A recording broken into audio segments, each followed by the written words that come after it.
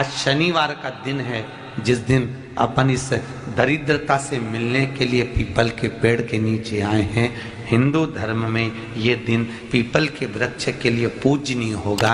जो भी शनिवार के दिन पीपल के वृक्ष की पूजन करेगा, दूध चढ़ाएगा या मिष्ठान का भोग लगाएगा, लक्ष्मी और नारायण उसके घर में प्रवेश कर जाएगा। लक्ष्मी और नारायण उसके घर में प्रवेश करेगा। इसलिए नियम बनाया। कौन से दिन का? शनिवार। लक्ष्मी जी बोली, नारायण आपने तो एक दिन का वार लिख दिया। शंकर जी ने 7 वार बनाए हैं, रविवार, सोमवार, मंगल, बुध, गुरु, शुक्र और शनि। ये शिव जी ने बनाया। अब एक दिन आपने अपना बना लिया, बाकी के दिन अगर कोई इस पीपल के वृक्ष के नीचे आएगा और यहाँ तो दरिद्रता बैठी है, तो उसका क्या होगा? भगवान नारायण बोले, सुन दरिद्रता, तेरे से एक विनती है, अगर कोई भी मनुष्य इस पीपल के पेड़ के नीचे अगर 7 दिन में आता है और उसके हाथ में अगर कोई सामग्री होती है तो तू उसके घर में प्रवेश नहीं करेगी। नियम है पीपल के वृक्ष का, या तो पानी का लोटा लेकर जाओ, कुंकू का चोपड़ा लेकर जाओ, शक्कर लेकर जाओ, या पेड़ के नीचे चींटी को डालने के लिए आटा ले जाओ, पर खाली हाथ पीपल के वृक्ष के नीचे कभी मत जाओ, कभी नहीं जाओ। खाली हाथ जाओगे तो दरिद्रता तुम्हारे घर में प्रवेश करेगी। दरिद्रता उठकर खड़ी होकर बोली, नारायण तुमने अपनी मनमानी करी है, एक दिन मुझे भी मेरा चाहिए। भगवान ने कहा, बोल कौन सा दिन चाहिए?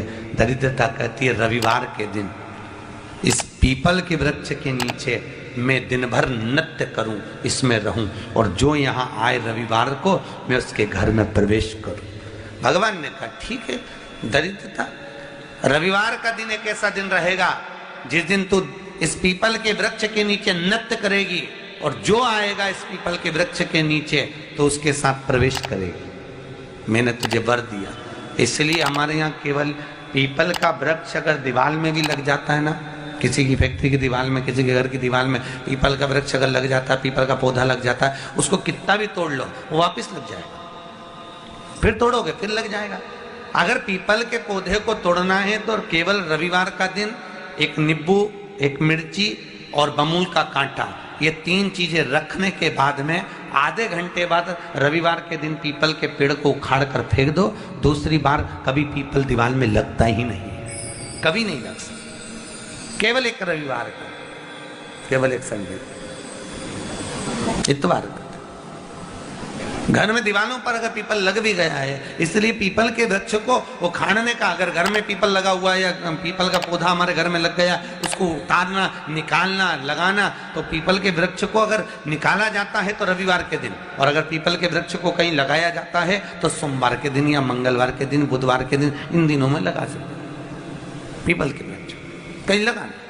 शनिवार का दिन एक ऐसा दिन होता है जिस दिन पीपल के वृक्ष को कहीं जाकर लगाया नहीं जाता, क्योंकि शनिवार के दिन पीपल के वृक्ष के नीचे लक्ष्मी रहती है। हम अपने हाथों से अगर पीपल का वृक्ष किसी दूसरी जगह पर शनिवार को रोपित करते हैं तो हमारे घर की लक्ष्मी अपने घर से छिन्न होकर चली जाती है। इसलिए शनिवार के दिन पीपल लगाया नहीं जाता, किसी के घर जाकर उसको वापस पलटा नहीं जाता। लग गया उसको डाल। प्रभु मेरी धर्म पत्नी को कहाँ रखूं आप बताओ? वो तो जहाँ यज्ञ होता है, अनुष्ठान होता है, दान होता है, पुण्य होता है, सत्कर्म होता है, वहां जाने को तैयार नहीं। अब करूं क्या? भगवान ने बोला एक काम करो। दुर्वासा जी बोले, जिसके यहाँ रात्रि में बर्तन झूठे पड़े रहते हो उसके घर में इस दरिद्रता को लेकर तुम प्रवेश कर जाना। जिसके यहाँ रात्रि में बर्तन झूठे पड़े हो वहां लेकर प्रवेश कर जाओ। दूसरी जगह दुर्वासा जी बोले, जो स्त्री घर में दोपहर के समय पर सो रही हो उसके घर में इसको लेकर प्रवेश कर जाइए। जो स्त्री दोपहर के समय में घर पर सो रही हो इस दरिद्रता को लेकर प्रवेश कर जाइए। तीसरा, जिसके यहाँ पर दरवाजे पर कांटे वाले पौधे लगे हों उस घर में इस दरिद्रता को लेकर प्रवेश कर जाइए। दरिद्रता, कितनी सुंदर बात कही है।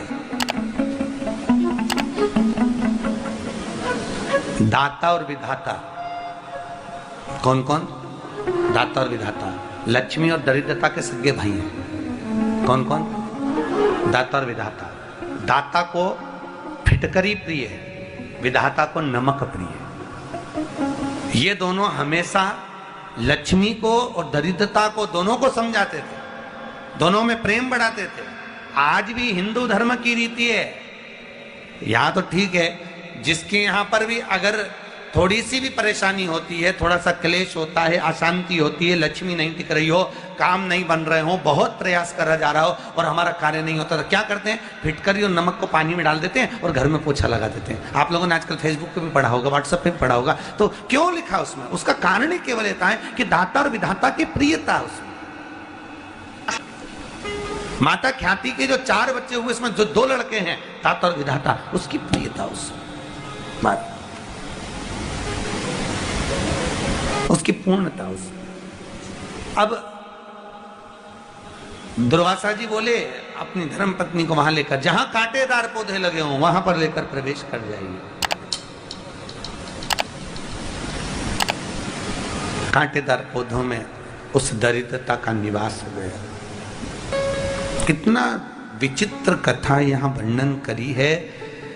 श्रीमद् भागवत के अंतर्गत जो वर्णन किया कि मृत्यु निश्चित है, रोग ऐसा शनि महाराज के कारण हो गया हो, अच्छे काम करते करते उल्टे हो रहे हैं, होते हैं किसी किसी के साथ में, विपरीत परिस्थितियां आ जाती है, अच्छा करने जाओ बुरा हो जाता है, अच्छा कर्म करने जाओ बुरा हो जाता है। तो पीपल के वृक्ष की जो छाल होती है, छाल देखिए, पीपल के वृक्ष में जो छाल लगी होती है, उस छाल को घिसकर चंदन बनाकर भगवान शंकर का स्नान कराकर, अभिषेक कराकर, पूजन कराने के बाद में पिपलेश्वर महादेव का नाम लेकर, कौन से महादेव? पिपलेश्वर महादेव का नाम लेकर वो जो घिसी हुई छाल होती है, उस छाल का तिलक भगवान शंकर को लगा लो और उसी का थोड़ा सा भाग अपने कंठ पर, मस्तक पर लगाना प्रारंभ कर दो। धीरे धीरे जो विपरीत दशा है वो सुधरना प्रारंभ हो जाती है। पर नाम याद रखना, पिपलेश्वर। काशी में जो शिव जी की स्थापना कौन ने करी? काशी में जो शंकर भगवान बैठे उनकी स्थापना करी थी शनि महाराज ने। किसने करी थी? शनि महाराज ने। क्योंकि भगवान शनि महाराज को उनकी माता के द्वारा श्रापित हो गए और शनि महाराज कांपने लगे। शनि महाराज कांपते कांपते, मैं जाऊं तो जाऊं कहां, करूं तो करूं क्या? महाराज शनि महाराज दौड़े और दौड़कर भगवान भोलेनाथ के पास पहुंचे। हे शंकर, त्रिकालदर्शी, कैलाशी, अविनाशी, कृपा करिए बाबा भोलेनाथ, कृपा करो। क्योंकि दुनिया में 33 करोड़ देवी देवता हैं जिनको शनि लग सकता है, केवल एक किसको छोड़कर? शिव को छोड़कर। राम जी को शनि लगा तो 14 वर्ष वनवास चले गए। कृष्ण को शनि लगा तो मथुरा छोड़कर द्वारका चले गए। शनि लगा। हनुमान जी को शनि लगा तो गुफा में बैठकर राम राम जपना पड़ा। शनि सबको लगता है, केवल शनि नहीं लगता तो एक मेरे महादेव को, मेरे भोले बाबा को नहीं लगता। शंकर के पास में शनि आ गए। शनि ने आकर कहा, भोलेनाथ कृपा करिए बाबा, मैं बड़ा कष्ट में हूं, मैं करूं क्या? बाबा भोलेनाथ ने कहा, जा गंगा जी के तट पर काशी में जाकर एक शिवलिंग की स्थापना कर, उसकी आराधना कर और तेरा शरीर ठीक हो जाएगा, कष्ट नहीं भोगेगा। शनि महाराज ने काशी में जाकर शिव जी की स्थापना करी। आज भी नियम है, जिसको शनि लग जाता है एक काजल की डिब्बी ले लो और काजल की डिब्बी को 21 बार उतार कर उसको एकांत में जाकर, जंगल आदि में एकांत में किसी पेड़ के नीचे इतना सा खड्डा खोद कर उसमें काजल की डिब्बी को डाल दो और मिट्टी से पूर दो, उस व्यक्ति का शनि समाप्त हो जाता है। काशी विश्वनाथ का नाम लेकर काजल की डिब्बी को 21 बार उतार कर अगर काशी विश्वनाथ का नाम लेकर शनि वाले व्यक्ति को अगर पेड़ के नीचे दबा दे, शनि समाप्त। शनि उसको परेशान नहीं कर सकता। काशी कितनी मूलता है। उस क्रम को देखिए। भगवान शंकर पर विश्वास रखकर एक एक पल, एक एक घड़ी, एक एक समय, एक एक नक्षत्र का शिव महापुराण में वर्णन है। यहां तक शास्त्र कहता है कि पीपल के वृक्ष की जब भगवान शिव रचना करे, पीपल के वृक्ष की जब रचना करी गई तो उस पीपल के वृक्ष में भी कौन सा समय किसका है ये शिव महापुराण वर्णन करती है। सुबह 4 बजे से लेकर 7:30 बजे तक पीपल के वृक्ष में ब्रह्मा जी का वासा होता है। 7:30 बजे से लेकर 10:30 पौने 11 बजे तक पीपल के वृक्ष में भगवान विष्णु का वासा होता है। 10:30 बजे से लेकर पीपल के वृक्ष में 11:30 बजे तक पितरों का वासा होता है। 11:30 बजे से लेकर 12:30 बजे तक पीपल के वृक्ष में आहूतों का वासा होता है। 12:30 बजे से लेकर शाम को 4 बजे तक पीपल के वृक्ष में वासुकों का वासा होता है। 4 बजे से लेकर शाम को 7:30 बजे तक पीपल के वृक्ष में शंकर का वासा होता है। 7:30 बजे से लेकर 9:30 बजे तक पीपल के वृक्ष में कुबेर का वासा होता है।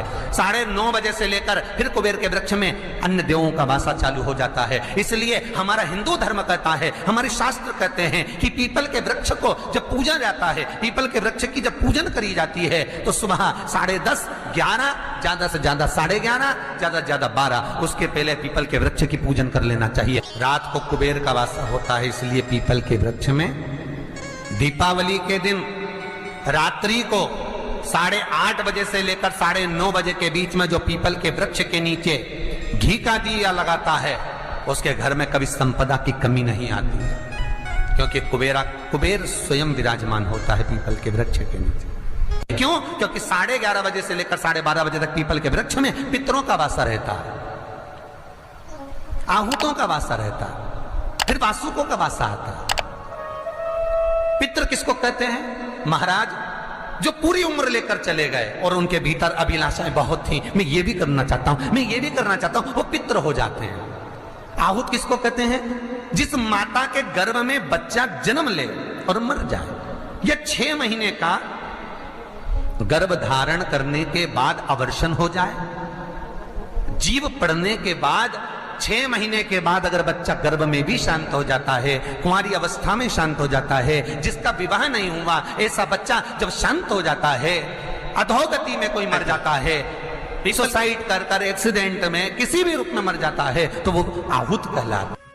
शनिवार के दिन जो पीपल के वृक्ष में सरसों के तेल का दीप लगाता है उसको शनि कभी परेशान नहीं करता। एक बात हमेशा ध्यान रखिएगा, मान लो अगर कोई भारी रोग ऐसा शनि महाराज के कारण हो गया हो, अच्छे काम करते करते उल्टे हो रहे हैं, होते हैं किसी किसी के साथ में, विपरीत परिस्थितियां आ जाती है, अच्छा करने जाओ बुरा हो जाता है, अच्छा कर्म करने जाओ बुरा हो जाता है। तो पीपल के वृक्ष की जो छाल होती है, छाल देखिए, पीपल के वृक्ष में जो छाल लगी होती है, उस छाल को घिसकर चंदन बनाकर भगवान शंकर का स्नान कराकर, अभिषेक कराकर, पूजन कराने के बाद में पिपलेश्वर महादेव का नाम लेकर, कौन से महादेव? पिपलेश्वर महादेव का नाम लेकर वो जो घिसी हुई छाल होती है उस छाल का तिलक भगवान शंकर को लगा लो और उसी का थोड़ा सा भाग अपने कंठ पर, मस्तक पर लगाना प्रारंभ कर दो। धीरे धीरे जो विपरीत दशा है वो सुधरना प्रारंभ हो जाती है। पर नाम याद रखना, पिपलेश्वर। जम कितना भी दुख, विपदा, कष्ट सम्मुख में खड़ा हुआ हो, कितना भी दुख, पूंजी धन की अगर आपको कमी पड़ रही है और ऐसा लग रहा है कि मेरे पास में कुछ भी नहीं, हम तो यहाँ तक कहेंगे कोई मकान बना रहे हो, बेटी का विवाह कर रहे हो, बेटे का विवाह कर रहे हो, कोई अच्छा कार्य कर रहे हो, धन संपदा की भी कमती दिखे तो समय पर कांता भगवान का स्मरण कर, कांता चक्र का स्मरण कर, शिव और नारायण का नाम लेकर, एक बेलपत्र, एक शमी पत्र, एक श्वेत पुष्प, एक लाल पुष्प, दोनों हाथ में लेकर भगवान शंकर के अशोक सुंदरी के स्थान पर अगर समर्पित करा जाए तो संपदा की भी कमी नहीं आती। वो कांता चक्र है जो नारायण के। यहाँ तक शिव महापुराण की कथा कहती है, अगर कोई विद्वत ब्राह्मण ने आपको बताया है कि आपके घर में पितृदोष है कोई विद्वान ब्राह्मण ने बता दिया कि आपके घर में काल सर्प दोष है, कोई विद्वान ब्राह्मण ने बता दिया कि आपके यहाँ पर ये वास्तु दोष है और इस दोष को मिटाना जरूरी है। कोई ने आपको बताया, उस समय पर हमें घबराना नहीं।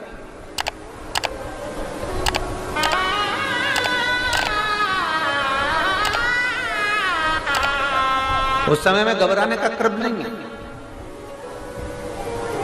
कहते हैं पीपल का जो जल झड़ता है पीपल के वृक्ष से, आप लोगों ने कभी देखा है कि नहीं देखा, वो हमको नहीं मालूम।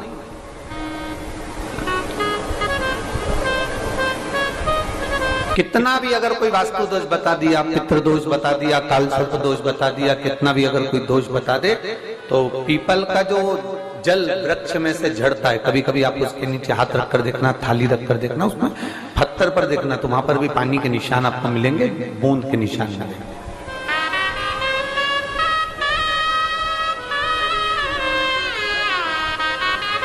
मात्र उस पीपल के वृक्ष के जल की एक बिंदी, एकमात्र बिंदी,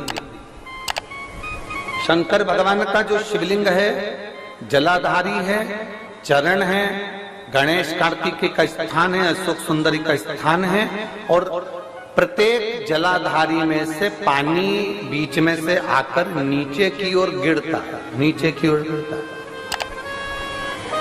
आप लोगों के स्मरण में हमने पहले भी बताया कि राइट में किसका स्थान है, गणेश जी का, लेफ्ट में कार्तिकेय, बीच में अशोक सुंदरी, ये क्या है, पार्वती जी का हस्त कमल शिवलिंग, और ऊपर से जो जल एक एक बूंद शंकर जी के शिवलिंग पर गिर रहा है, वो शंकर जी की 5 लड़कियां जया, विषहरा, शामलीवारी, दौतली और देव, शंकर जी की 5 लड़कियों, एक एक बूंद पानी शिव जी पर गिरा।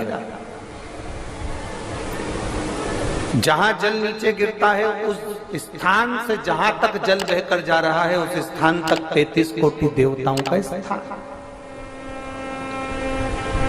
33 कोटि देवताओं का स्थान।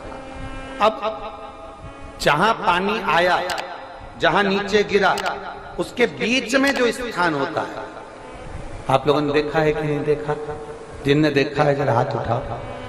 ये पानी जैसे यहाँ तक आया और यहाँ के बाद नीचे गिरेगा, तब वो नाली के माध्यम से बाहर जाएगा। तो जितनी दूर यहाँ से वो नीचे की ओर जो गिर रहा है, यहाँ से वो नीचे की ओर जो पानी जा रहा है, ये जो स्थान होता है, ये हमारे 3 दोषों को निवारण तुरंत कर देता है। एक हमारा पितृदोष, एक हमारा काल सर्प दोष और एक हमारा वास्तु दोष का निवारण ये तुरंत करता है। और ये तो हमने केवल आपको शिव महापुराण के माध्यम से बताया कि ये 3 दोष का निवारण कर देता है, पर यदि कभी आप ध्यान से लिंग पुराण को पढ़ेंगे, आप यदि लिंग पुराण को पढ़ेंगे और गीता प्रेस गोरखपुर की लिंग पुराण को लाकर यदि आप पढ़ते हैं, या गीता प्रेस गोरखपुर की शिव अंक को भी आप अगर पढ़ेंगे, उसका नंबर हमारे स्मरण में नहीं आ रहा है, शिव अंकों को भी अगर आप पढ़ेंगे तो उसमें भी आपको वर्णन मिलेगा कि हम तो केवल 3 दोष का बता रहे हैं, पर हमारे शास्त्र तो यहाँ पर और भी दोषों का वर्णन कर रहे हैं। जैसे किसी ने बता दिया आपको शनि का दोष है, किसी ने बता दिया मंगल का दोष है, किसी ने बता दिया आपको केतु का दोष है, किसी ने बता दिया आपको राहु का दोष है, किसी ने आपको कह दिया कि बृहस्पति का दोष है, किसी ने कह दिया आपको ये वाला दोष है। दुनिया के जितने दोष पीपल के वृक्ष के झड़ता हुआ जल की एक बूंद का स्पर्श, भले वो सूख गई हो, उसका